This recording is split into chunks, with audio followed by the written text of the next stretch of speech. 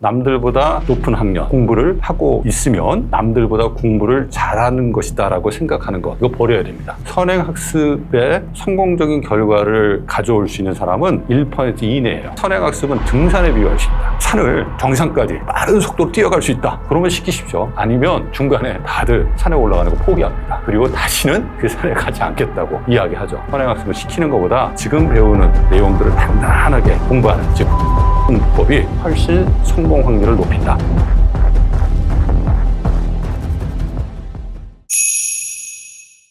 예, 안녕하세요. 우리 학생들의 자기주도 학습력, 문해력을 연구하고 교육하고 있는 서울대 교육학과 신정호 교수입니다. 전 시대에 문해력이 특히 중요해진 이유는 뭘까요? 이 문해력이 4차 산업시대에 되게 중요한 핵심 역량으로 강조되고 있는데, 그 이유는 지식의 반감기와 관련이 있어요. 각 분야의 지식 전체 중에 50%가 새로운 것으로 대체되는 데 걸리는 시간이 지식의 반감기인데, 이것이 대체적으로 짧아지고 있다. 새로운 지식과 기술이 계속해서 창출되니까 스스로 내용을 이해하고 판단하고 또 활용하는 이 문해력이 자기의 잠재 능력을 성장시키는데 되게 중요한 핵심 능력이 되는 거죠. 따라서 문해력은 평생학습 시대에 자기가 갖고 있는 잠재력을 성장시키는데 되게 중요한 생각의 힘이라고 이야기할 수 있습니다. 보통 문해력 하면 단순히 글을 이해하는 능력이라고 하는데, 사실은 글의 이해를 넘어서 이해한 결과를 내가 가지고 있는 기준을 가지고 판단하고 또 그것을 자기가 고민하고 있는 문제에 연결시킬 수 있는 힘까지를 우리는 포함해서 문해력이라고 한다. 글의 내용을 깊이 이해하고 가치나 중요성을 평가하고 그것을 활용하는 힘을 문해력이라고 OECD에서 정의한 바도 있어요. 따라서 글을 읽고 이해하는 거 시작점입니다. 이해하는 것뿐만 아니라 무엇이 중요한지에 대한 판단 능력도 문해력에서 되게 중요하게 포함하는 거고, 그 다음에 이해하고 판단한 것을 다양한 활동, 결과물을 만드는데 활용하는 것도 문해 능력이다라고 이해해야 되는 거죠. 보통 우리가 이제 문해하면 국어 공부를 생각하는데, 학교 다닐 때 우리가 국어 공부 어떻게 했는지 생각해 보면 왜 글을 읽고 또 열심히 책도 보는데 문해력이 늘지 않는지를 알 수가 있어요. 보통 학교 다닐 때 국어 공부 어떻게 했으면 지문 읽고 질문에 대한 답을 찾는 방식으로 우리가 국어 공부를 했잖아요. 그거는 어떤 내용에 대한 단순한 이해와 요약에 국한된 문해 경험이라고 할 수 있어요. 자기 생각을 만드는 게 사실은 문해에서 더 중요하거든요. 따라서 지문에 있는 내용에서 어떻게 보면은 다른 사람들이 던진 질문에 대해서 답을 찾는 능력을, 이제는 새로운 문해력은 그것을 넘어서는 능력을 요구한다. 자기가 질문을 던지고 자기가 던진 질문에 대해서 그 글에서는 어떻게 얘기하고 나는 그 글의 내용에 대해서 어떻게 판단하는지, 그리고 나의 생각은 뭔지, 이것을 확장해서 자신의 생각의 힘 또는 결과를 확장시키는 것, 이것이 바로 제대로 된 문해력인 거죠. 그러니까 보통 글을 읽고 자신의 생각을 만드는 경험을 얼마나 깊이 했느냐가 되게 중요한데, 아이들이 글을 읽었을 때 그냥 글의 내용만 파악하는 쪽에 집중해요. 글의 내용을 파악하는 건 물론 되게 중요한 문해의 시작이지만, 글의 내용에 대해서 자기가 읽으면서 이 내용에 대해서 나의 생각은 무엇인지, 또는 이 주장에 대해서 좀 더 알아봐야 될 것은 무엇인지 자꾸 생각하면서 글을 읽어야지 글의 내용이 일종의 지식의 획득을 넘어서 내가 생각하는 힘으로 전환될 수 있거든요. 그러니까 글을 잘 읽는 문해력이 뛰어난 친구들은 자신이 글을 읽는 동안 글의 내용을 단순히 수동적으로 이해하는 그런 활동에 집중하는 것뿐만 아니라 자신의 생각을 만드는, 즉 창조하는 문해 경험들을 같이 경험한다는 겁니다. 쇼폼 중독 시대, 문해력을 기르는 습관은 무엇일까요? 요즘 세대가 영상 세대이기 때문에 영상을 보지 말라고 하는 것은 불가능합니다. 쇼츠는 좀 문제가 있지만 어느 정도 분량의 영상을 보고, 특히 이제 이런 강연, 토크, 영상들 도움이 될 수 있어요. 이 영상을 보고 반드시 생각하는 시간을 가져야 됩니다. 영상은 일방적인 거예요. 영상에 등장하는 강연자가 그 내용을 일방적으로 전달하는데, 문해는 일방적으로 내용을 내가 수용하는 경험이 아니라 상대방하고 대화하는 방식으로 일종의 생각을 교환해야지만 깊어지는 겁니다. 따라서 영상을 보고 난 다음에도 내가 가지고 있는 생각을 한번 정리해보고, 또 영상에 나온 강연자에게 어떤 질문을 던지면 좋을지 자신의 생각을 정리하는 그런 시간을 갖게 되면 영상을 통해서도 문해 능력을 어느 정도 향상시킬 수 있죠. 또 이렇게 자기가 던져놓은 질문을 영상에 등장하는 강연자는 설명을 못 해주잖아요. 다른 친구하고 같이 이야기해보는 겁니다. 또 부모님하고 그 영상을 보고 그 내용에 대해서 이야기해보는 일련의 시간을 갖게 되면 그 영상의 컨텐츠를 이해하는 것을 넘어서서 영상의 컨텐츠를 바탕으로 나의 생각을 만들어 볼 수 있는 경험을 할 수 있는 거죠. 아이들의 문해력 향상을 위해서 부모님들은 어떻게 해야 할까요? 책 좀 읽어라 말 대신에 책 좀 읽으세요. 사실 우리 성인들이 책을 더 안 읽습니다. 부모님들이 책을 안 읽는데 아이에게 책 읽어라 이렇게 얘기하면 그 이야기를 따를 이유가 하나도 없죠. 따라서 부모님이 평상시에 책을 읽고 생각하는 모습을 보여주는 거 되게 중요합니다. 그리고 우리 아이가 뭐 책을 읽지 않더라도 가벼운 일상적인 주제 있잖아요. 그 주제에 대해서 부모님하고 대화하고 하는 일련의 과정을 거치게 되면 자꾸 어떤 것에 관심을 가지고 학습하고 이야기하는 일련의 과정을 통해서 뭔가 내가 아는 것의 즐거움, 자기의 생각을 만들어가는 즐거움들을 경험할 수 있어요. 그래서 우리 부모님들이 아이하고 일상의 대화를 좀 보곤 하세요. 옛날에 아이들이 어렸을 때 보면은 대화의 주제가 되게 다양했습니다. 근데 아이가 성장하면서 대화의 주제가 딱 하나로 집약됩니다. 공부. 그 공부를 최근 월드컵 하잖아요. 또 다양한 이벤트들 있잖아요. 또 아이가 좋아하는 주제들이 있습니다. 그 주제로 확장해서 같이 이야기해보면서 그 주제에 대한 공통된 관심사를 만들어보고 그 공통된 관심사를 중심으로 짧은 글이나 책, 영상 이런 것들 같이 보면서 같이 대화할 수 있는 가정의 분위기를 만들어 보세요. 그런 작은 변화부터 시작해서 나중에 책을 읽고 생각을 나누는 문화로 가정이 점진적으로 바뀌어가야지 한꺼번에 우리 집의 문화는 책 읽고 토론하는 문화다. 이게 가능하지는 않습니다. 책을 우리가 읽을 때 가장 중요한 것은 내가 관심 있는 주제 책을 읽는 거예요. 관심 없는 책은 일단 시작하기가 어렵습니다. 그래서 내가 최근 뭐 금융투자에 관심 있다라고 하면 그와 관련 책들을 선택해서 한번 읽고 생각하는 시간을 가져보세요. 모든 독서의 시작은 자기의 관심사로부터 시작하고 그 관심사에 대한 깊은 독서 경험, 문해 경험을 갖게 되면 그 관련된 다른 주제에 대한 책도 관심이 생기기 때문에 자연스럽게 읽게 돼요. 그래서 시작은 항시 자신이 관심 있는 주제로부터 하는 것이 바람직하다. 반드시 뭐 어려운 책, 고전을 읽어야 된다. 이런 고정관념은 버리십시오.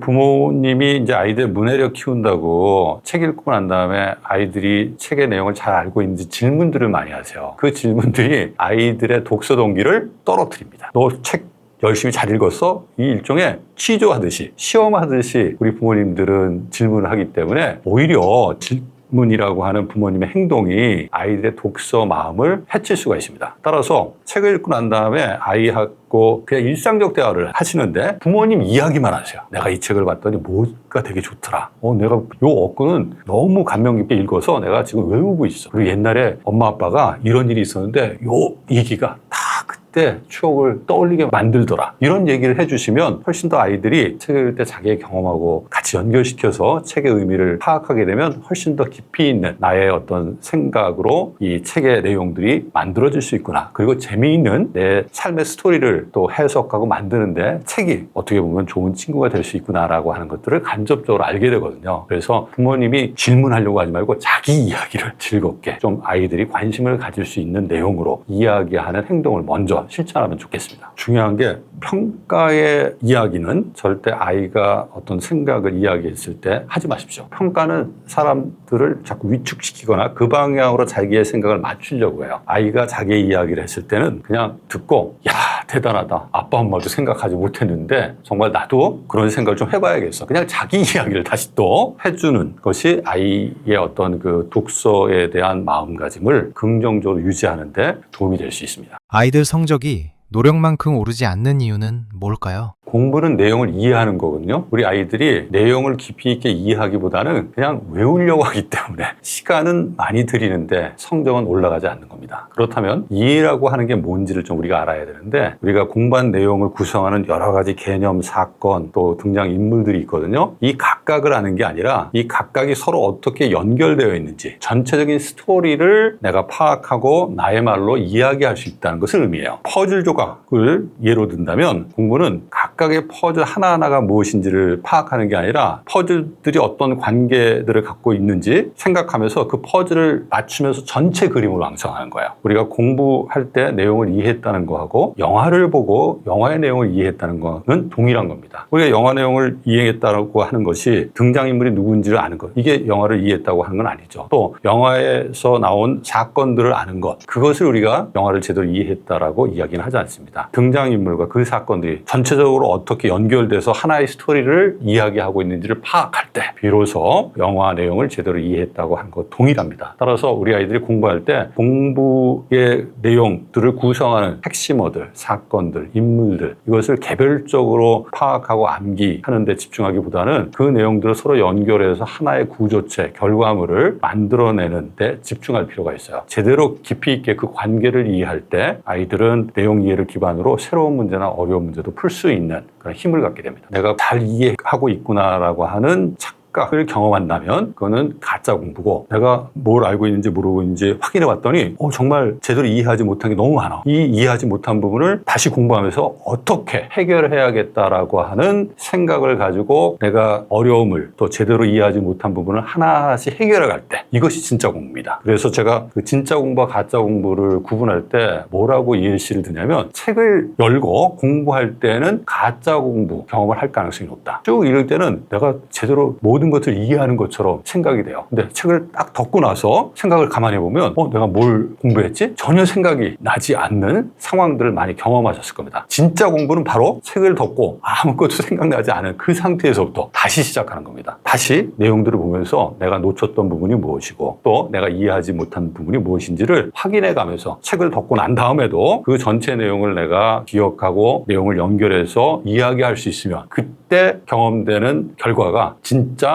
공부 결과인 거죠. 부모님들이나 학생들이 공부법에서 가장 많이 착각하는 부분이 뭘까요? 첫 번째는 선행학습입니다. 남들보다 높은 학년, 또 학교급 공부를 하고 있으면 남들보다 공부를 잘하는 것이다라고 생각하는 것, 이거 버려야 됩니다. 우리가 선행학습은 누구를 위해서 만들어진 거냐면 소위 말해서 송유근이나 백강현처럼 영재아동을 위해서 만들어진 겁니다. 즉 선행학습에 성공적인 결과를 가져올 수 있는 사람은 1% 이내예요. 대부분의 우리 부모님들이 우리 아이가 일종의 영재아동이라고 생각하고 선행을 시킵니다. 어려운 내용을 빨리 배울 수 있는 능력, 만약에 그것을 갖고 있다면 충분히 선행학습을 쫓아갈 수 있겠지만 대부분의 경우에는 어려운 내용을 빨리 학습할 수 있는 사고 능력을 아직 갖고 있지 못한 상태에서 선행학습에 끌려다니는 경우가 많아요. 이 경우는 내가 이해하지 못한 것들을 그냥 피상적으로 빨리 배우는 겁니다. 그렇기 때문에 깊이 있게 생각하는, 또 그 내용을 이해하는 경험을 축적하지 못하기 때문에 대표적인 전형적인 문제는 풀어내는데 깊이 있는 사고 능력을 물어보는 문제는 다 틀려요. 그리고 어떤 내용들을 내가 공부할 때 하나하나 체계적으로 그 내용을 나의 것으로 단단하게 만든 다음에 새롭고 어려운 내용을 학습해야지 새롭고 어려운 내용에 대한 깊이 있는 이해, 학습 결과를 만들 수 있는데, 선행학습은 어려운 내용을 빨리 공부하다 보니까 지금 배우는 내용을 단단하게 만들 수 있는 시간적 여유가 없어요. 그러면 어려운 내용에 대한 제대로 된 학습은 절대 일어나지 않습니다. 제가 비유로 뭐라고 말씀드리냐면, 선행학습은 등산에 비유할 수 있다. 등산은 우리가 가면 갈수록 경사가 급해지기 때문에 어렵습니다. 즉 난이도가 높아진다는 얘기죠. 근데 선행학습은 그걸 어떻게 해야 되느냐, 계속 빠른 속도로 올라가야 돼요. 우리 아이가 하체가 튼튼해서, 즉 생각하는 능력이 있어서 산을 정상까지 빠른 속도로 뛰어갈 수 있다. 그러면 시키십시오. 아니면 중간에 다들 산에 올라가는 거 포기합니다. 그리고 다시는 그 산에 가지 않겠다고 이야기하죠. 따라서 우리 아이가 정말 뛰어난 능력을 갖고 있다면 선행학습 좋습니다. 하지만 그렇지 않다고 하면 절대 선행학습을 시키는 것보다 지금 배우는 내용들을 단단하게 공부하고 그 다음 내용을 또 단단하게 공부하는, 즉 거북이 공부법이 훨씬 성공 확률을 높인다. 이 선행학습은 성공 확률이 1%예요. 거북이 공부법은 단단하게 자신의 실력을 다지기 때문에 성공 확률이 최소 60% 이상입니다. 60%에 베팅할 건지 1%에 베팅할 건지 한번 판단해 보십시오. 공부 잘하는 학생들은 모르는 문제를 어떻게 대처하나요? 모르는 문제를 공부하다 보면 마주치게 돼 있어요. 이때 빨리 그 해답을 찾는 것은 스스로 생각하는 시간을 뺏기는 거예요. 그러면 나중에 유사한 생각을 요하는 문제에 직면했을 때 그 문제를 해결할 가능성은 없어집니다. 공부를 잘하는 친구들은 어려운 문제에 직면했을 때 바로 그 문제를 해결하기보다는 왜 내가 이 문제에 어려움을 경험하고 있는지를 분석해요. 그래서 이 문제와 관련된 예를 들어서 공식이라면 그 공식의 전제를 내가 제대로 이해하고 있느냐, 그 공식을 내가 다시 증명해 보면서 이 문제를 풀기 위해서 알아야 될 여러 가지 요소들을 내가 제대로 관계시켜서 이해하고 있느냐, 지금 이 문제를 풀기 위해서 전체적인 큰 틀에서 구성된 요소들 중에 내가 무엇을 제대로 이 문제를 푸는데 포함하고 있지 못하냐에 대한 아주 기본적인 어떤 내용에 대한 확인 절차를 반드시 거친다. 그 과정을 통해서 다시 한번 자기가 갖고 있는 기본적인 개념적 이해들을 단단하게 확인한 다음에 다시 이 문제에 도전해요. 그래서 일단은 문제의 어려움에 직면했을 때 바로 해결책을 찾는 것보다도 공부를 잘하는 친구들은 그 문제와 관련해서 적용돼야 될 지식이나 또는 공식이 있다고 하면 그 지식과 공식이 어떤 과정을 통해서 또 다른 어떤 개념하고 연계되어 있는지를 다시 한번 파악하고 내가 어떤 부분을 놓쳤기 때문에 이 문제를 해결하지 못하고 있는지 스스로 평가, 판단하는 그런 일련의 시간을 갖는다. 그런 일련의 시간이 보다 더 깊이 있게 문제에 대해서 생각할 수 있는 기초, 실력을 단단하게 해주는 거죠. 그 실력을 다시 한번 다지는 게 사실은 나중에 또 다른 어려운 문제 직면했을 때 그 문제에 실패하지 않고 성공할 가능성을 더 높여주는 거다. 그래서 수학 같은 경우가 대표적인데 이 공부 잘하는 친구들은 수학 공식 달달달 외우고 뭐 다양한 문제 유형들을 경험하면서 실력을 높이지 않아요. 공식이 있다면 그 공식과 관련된 일련의 그 증명 과정들을 단단하게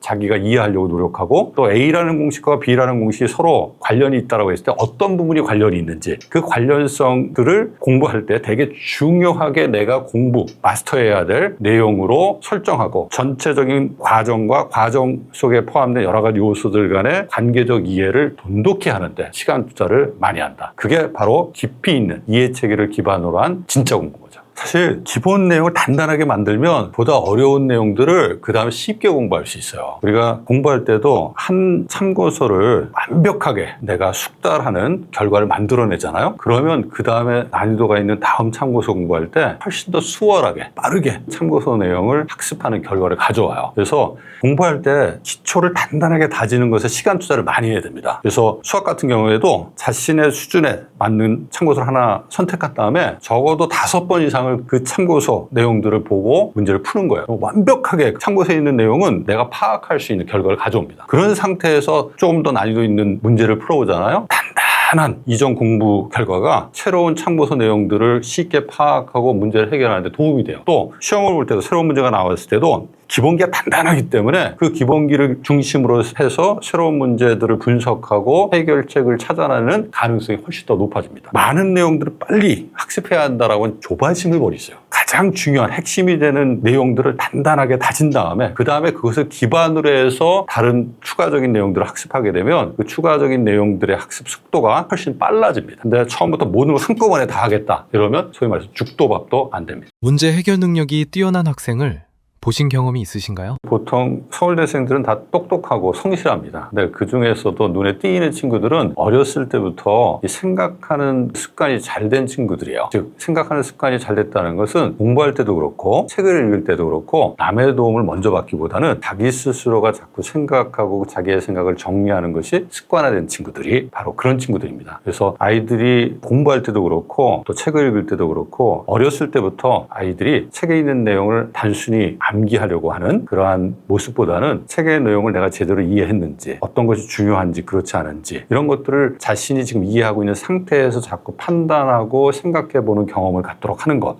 이것이 매우 중요합니다. 학습을 완벽히 끝낸 아이에게 부모는 어떤 질문을 해야 할까요? 자꾸 질문을 부모님이 하시면 안 돼요. 아이가 스스로 공부한 내용들을 확인하는 공부 습관을 키우는 게 되게 중요한데 그날 배운 것들 복습할 때 많이 추천하는 게 백지 복습법이라는 방법입니다. 서울대 학생들도 많이 그 방법을 활용하는데 내가 오늘 공부한 내용을 백지 딱 꺼내놓고 그냥 적어보는 거예요. 생각이 안 날 수도 있어요. 일단은 내가 지금 현재 오늘 배운 내용을 얼마나 알고 있는지를 스스로 평가하는 겁니다. 아무것도 내가 적을 게 없다 또는 일부 내용만 적었다라고 했을 때 빠진 부분이 있잖아요. 이때 다시 오늘 공부했던 책 또 노트 이런 거 보면서 정리하는 겁니다. 정리가 끝난 다음에 거기서 끝나면 안 돼요. 아까 이해라고 하는 것은 내용을 구성하는 요소들 간의 관계, 연결 구조를 파악하는 것이다라고 말씀드렸는데 그 오늘 배운 내용들을 구성하는 주요한 사건이나 개념들, 인문들, 요소들이 있다면 그걸 다 확인하는 활동을 끝난 다음에는 그걸 연결해서 전체적으로 어떤 내용인지 남한테 설명하는 것처럼 설명하는 시간을 반드시 가져야 돼요. 그래야지 전체 내용을 연결해서 하나의 구조체로 나의 것을 전환시킬 수 있거든요. 그걸 자기설명 공부법이라고 합니다. 그래서 백지 복습법하고 자기설명 복습법을 결합시키면 그날에 배운 것을 자기가 정말 자신 있게 남에게 설명할 수 있을 정도로 구체적으로 전환시킬 수 있는